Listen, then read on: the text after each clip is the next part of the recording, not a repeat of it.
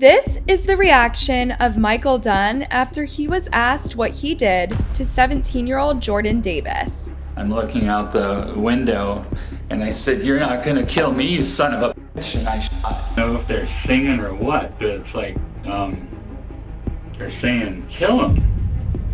So I put my window down again and I said, "Excuse me, are you talking about me?" Michael Dunn never showed any remorse for taking the life of an innocent boy. He had no firearm, no record of violence, and no desire to have an argument with a stranger. But Michael had made up his mind that day. He wanted to take a life. And his only reason was the loud rap music that the boys were listening to. This is the full story of Jordan Davis, the teen who was killed for listening to rap music. It was the Friday after Thanksgiving 2012 in Jacksonville, Florida. 45-year-old Michael Dunn and his fiancée, Rhonda Rower, were returning to their hotel from his son's wedding. On the way back, they made a short pit stop at the Gate gas station to get a bottle of wine and a bag of chips. Ms. Rower, do you know someone by the name of Michael Dunn? Yes, I do. How long have you known Mr. Dunn for? About 4 years. Ms. Rower, what is your relationship to Mr. Dunn? He's my fiance. These two had at least 3 rum and cokes to drink each, but enough time had passed since his last drink, and Michael said he was good to drive. So they set out toward their hotel in the early hours of the evening, only stopping at Gate gas station for a bottle of wine. They parked their car next to a red Dodge Durango, and Rhonda rushed into the store while Michael stayed behind. The driver of the Dodge, 18-year-old Tommy Storms, was also inside the store, buying a pack of cigarettes. 3 other teenage boys were waiting in the car for him: Jordan Davis, Leland Brunson, and Tevin Thompson. But they weren't waiting in silence. They were having a great time. They were listening to rap music and singing along. Didn't say anything about the music when he parked the car next to the red car. Yes. And what did the defendant say? I hate that thug music. Rhonda told Michael she knew she'd heard him rant about how much he disliked rap before, but she never imagined her fiancé so hateful. And my kiss, I took $20 and I went into the store. Rhonda was inside the store getting ready to pay when she heard 3 loud bangs, maybe more. She almost dropped her wine bottle. As you were walking to the register, did you hear anything unusual? Yes. What did you hear? I heard pop, pop, pop.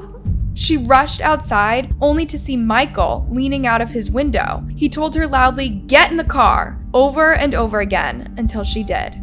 I opened the door and he said, "Get in the car." And I don't know if I said what or if I said anything or if I just hesitated, and he said, "Get in the car."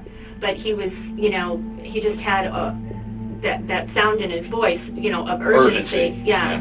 When Rhonda finally got in the car, she saw her fiancé put his firearm into the glove compartment. With a trembling voice, Rhonda asked what happened. First, he simply said, "I shot at the car."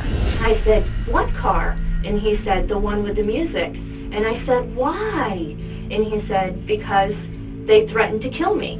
Michael said that one of the teen boys in the Dodge threatened him with a firearm, so he had to defend himself. He fired at him, he said, not into him. Started to advance, and I reacted. Okay, they started to advance and I reacted. Mm-hmm. Okay. And then I asked him, I said, "Did you hurt anyone?" And he said, "No, I just shot at the car." In my head I'm thinking, you stupid ass, Right. what were you thinking? Why, would you do this? These two had gotten engaged just 6 months prior. So Rhonda put the disturbing incident behind her. Although they had just been to his son's wedding, Michael was quiet and tense. Fearing a conflict if she confronted him about his silence, Rhonda chose to stay quiet and let him sleep it off. The next morning, Rhonda woke up and turned on the TV. Not more than a few seconds passed before she heard a devastating piece of news. A 17-year-old boy was dead, shot at a Gate gas station. His name was Jordan Davis. His red Dodge Durango, riddled with bullets, was shown on screen from various angles. Michael Dunn was arrested by the end of the day at his Satellite Beach home.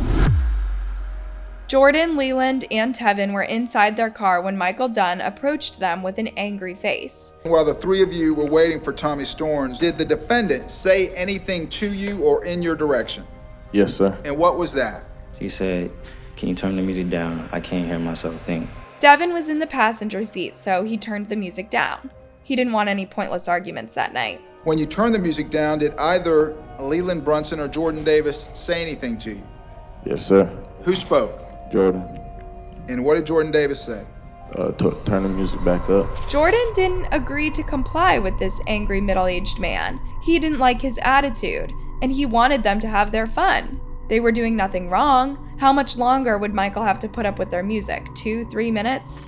Around this time, Tommy got back into the car in the driver's seat. The boys were still commenting on Michael Dunn, and he wanted to know what had gone on while he was inside the store. What did you do when you got back to the Durango?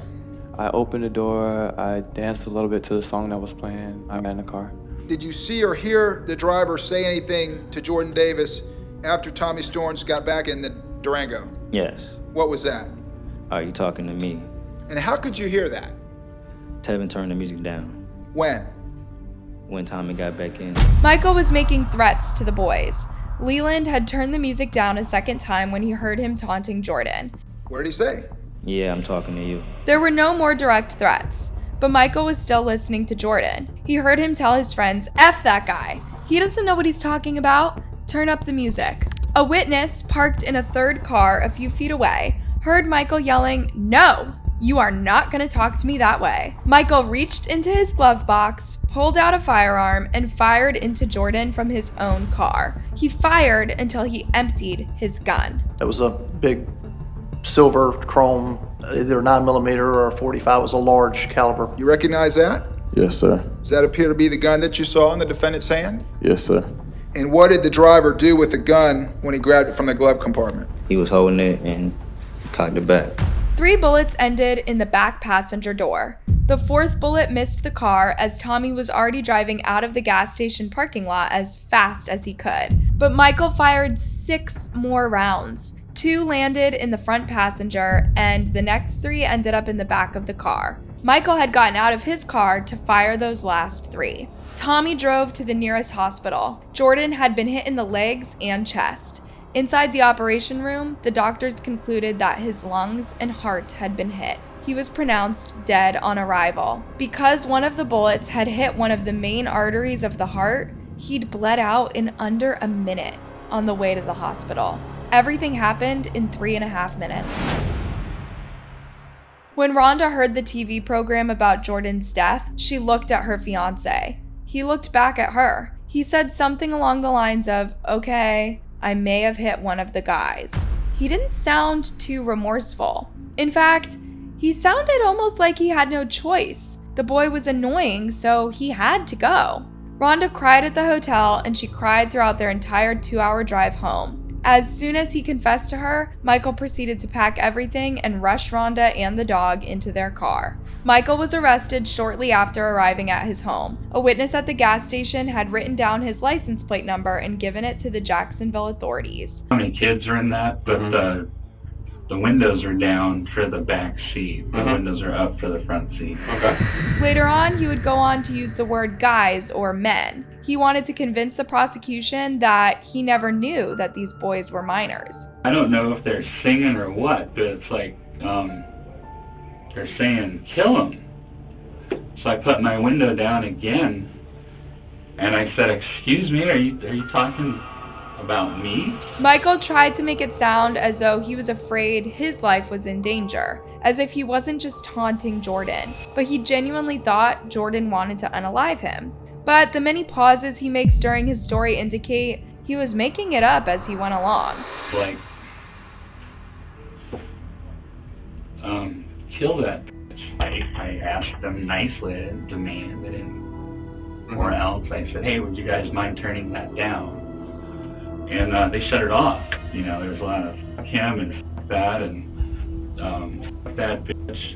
And then the music comes back on. If you only listen to Michael's side of the story, it sounded like he was the friendliest man on earth, with a simple request for 4 rambunctious boys who mocked him for no reason. You know, I'm just like, live and let live, and don't need any trouble. Michael said he only reacted to what was happening, and when he saw what he thought was a firearm being pulled out by Jordan, he decided to take his own firearm and open fire. Funnily enough, Michael actually said he thought he saw the barrel of a shotgun, but you see, it's even more tragic. There was no firearm inside the boy's car. When I reached in my glove box, unholstered my pistol.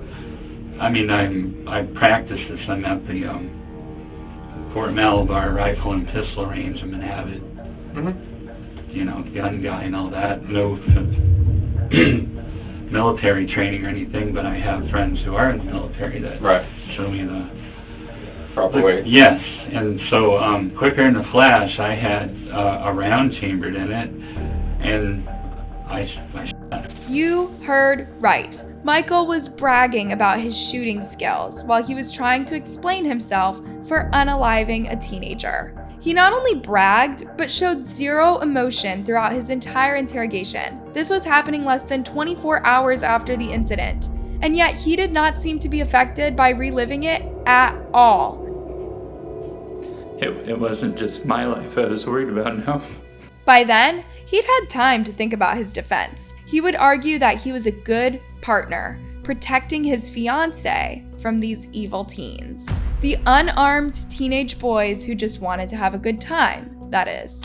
He even continued his victim scenario when the detectives asked him why he fired a total of 10 rounds into the Dodge. He even got out of his car to fire the last 3. How could that be a defense? Michael said he was scared. He was in a strange town, at a gas station he didn't know, and in the heat of the moment, he feared for his life.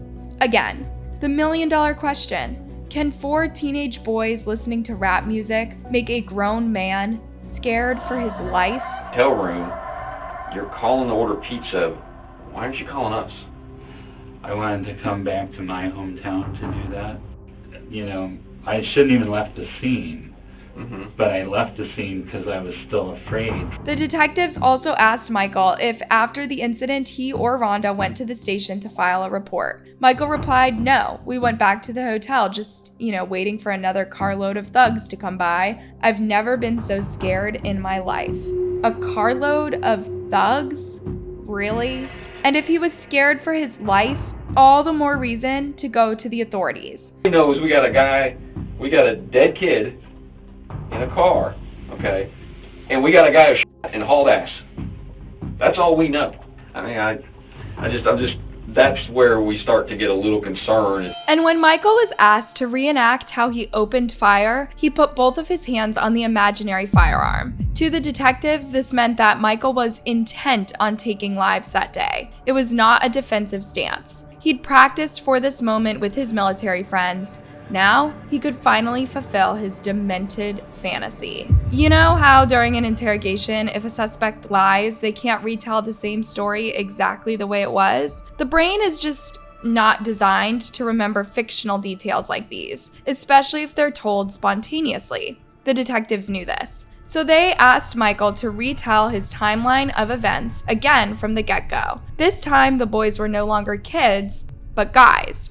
And they were even more aggressive. He said Jordan repeatedly said he would unalive Michael, and he even saw Jordan trying to come out of the car. That's when he decided to fire, according to his second version of events. But this is not true.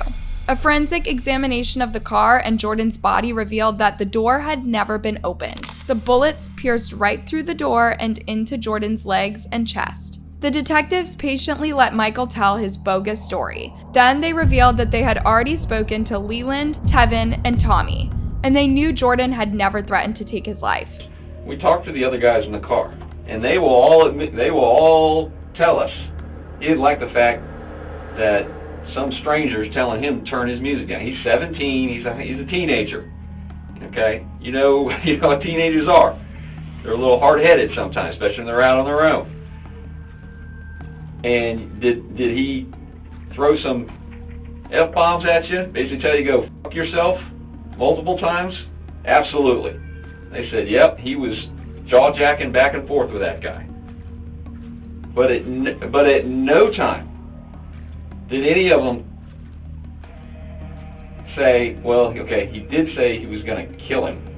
Because it makes no sense, because what's he going to do? He's not armed. The detective also revealed that none of the boys had a criminal record. They were not the violent type and had no firearms on them or anywhere else. He has no history of violence, and it's not like we're getting some street thug. All he has is a truancy in school. We're not talking about a violent kid here. He has no track record. Had Michael Dunn never been a teenager? It's honestly heartbreaking that he was looking for trouble with 4 kids. Perhaps he knew what he was going to do that day. Michael would never admit such a thing to the authorities, but it's a disturbing thought that maybe he had made up his mind as soon as he approached that car to turn down the music. Jordan Davis had grown up in Jacksonville. He had a tight-knit, loving family who always spoke highly of him.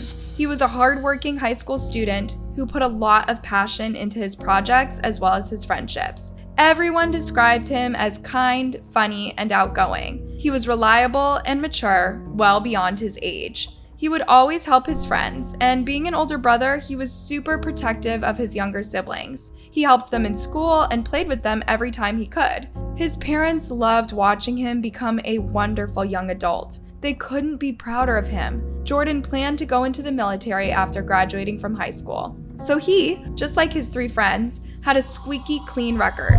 They wanted to be on the right side of the law. They never even got into physical altercations at school. On Friday, November 23rd, 2012, they drove to a local shopping mall. Tommy was about to drop Jordan off at his home when they decided to stop at the Gate gas station to buy cigarettes. In 3 minutes, their lives were destroyed. And yet, during this interrogation, Michael never asked about the boys. Were the other 3 boys all right? How did Jordan die? How are their families? He never asked one question. And when he was told Jordan had died, he showed no emotion. I'm looking out the window and I said, "You're not gonna kill me, you son of a bitch," and I shot. Michael Dunn's trial in 2014 brought a new wave of trauma and suffering for Jordan's family. They sat there listening to him saying he would do it all over again, as he just needed to defend himself. It wasn't just my life I was worried about, no. Any differences about your body physically? I'm shaking. I'm quivering like a leaf. He also insisted that their rap music was way too loud.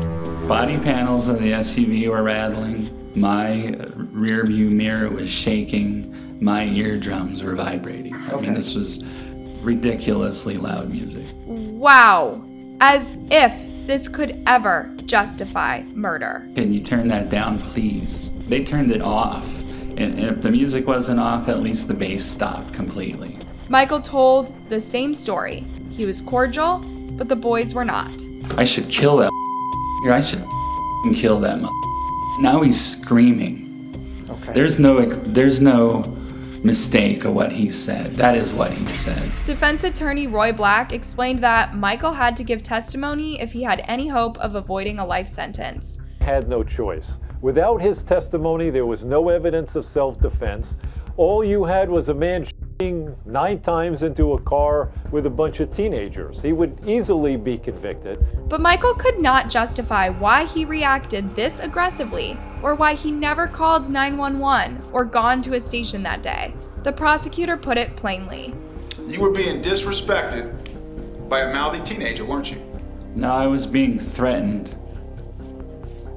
Threatening to kill somebody isn't a disrespect. That is just crazy. The prosecutor exposed dozens of lies Michael told during his interrogation and testimonies. He also revealed that there was no firearm inside of the boys' car, and they had no history of violence. Leland Brunson also took to the stand and recalled how his best friend died on his lap on the way to the hospital. It wasn't hard for the jury to reach a verdict. Michael Dunn was found guilty on 3 counts of second-degree attempted murder and 1 count of second-degree murder. He was sentenced to life imprisonment without the possibility of parole, plus 105 years in prison.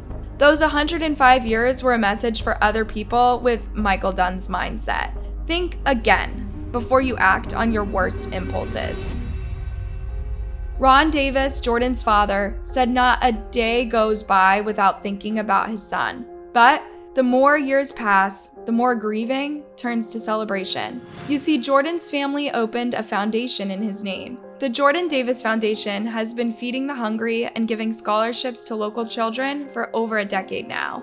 His legacy lives on, one of kindness, empathy, and selflessness. People like Michael Dunn are forgotten. People like Jordan are not. His family wants everyone to remember love always wins. Hey, thanks for tuning in. What are your thoughts on this case? Do you know similar stories? Let me know in a comment down below, and before you go, don't forget to like, subscribe, and click that bell button. See you next time.